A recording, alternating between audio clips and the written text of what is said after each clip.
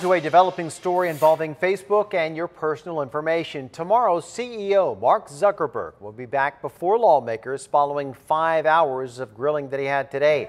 Our 10 News anchor Brian Schlonsky is in the Live Center, and Brian, Zuckerberg called this an arms race to protect the privacy of those Facebook users. That he did, Steve. He did this while facing 44 senators during that hearing. Since the hearing, we have not heard from Zuckerberg, but during it, he said he's sorry, he's responsible, and he's learned a lot since launching Facebook 14 years ago from his Harvard dorm room.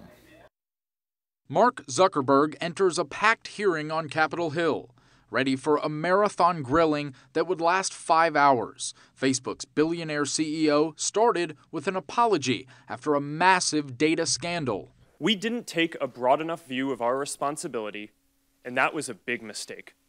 And it was my mistake, and I'm sorry. One after another, senators lined up for questions. After more than a decade of promises to do better, how is today's apology different? To start a company in your dorm room and then grow it to be at the scale that we're at now without making some mistakes. At the center of the mistakes, how was Cambridge Analytica able to harvest the personal information of 87 million Facebook users without their knowledge? Were these people, the 87 million people, users, concentrated in certain states? Are you able to figure out where they're from? I do not have that information with me. But we can follow up with your office. Also revealed by Zuckerberg today, Facebook officials have been interviewed by special counsel Robert Mueller in regards to Russian interference in the 2016 presidential election. This is an arms race.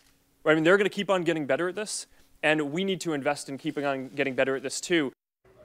All right, so to check and see if your data has been collected, you can go to Facebook's Help Center here and type in the word Cambridge. Depending on what happened with your information, there's a number of different messages you may see. Here's an example of one of them when we used our 10 News account. If you need a refresher on how to do this, there's a link. It's on the homepage of 10news.com. There's the headline. It'll walk you step by step how to check your privacy data. In the Live Center, Brian Schlonsky, 10 News.